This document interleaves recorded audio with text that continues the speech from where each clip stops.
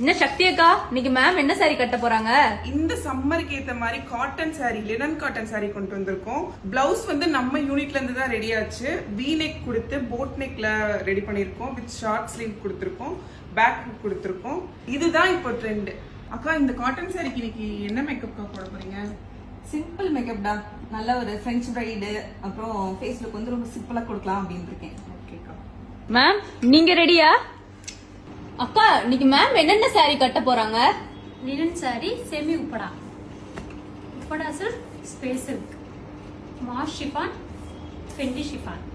நம்ம ஜேஎஸ்ல என்னைக்குமே நாங்க வியர் பண்ண சாரியை நாங்க சென்ட் பண்ணவே மாட்டோம். அதனாலதான் பிளவுஸோட உங்களுக்கு ப்ரூஃப் பண்றோம்.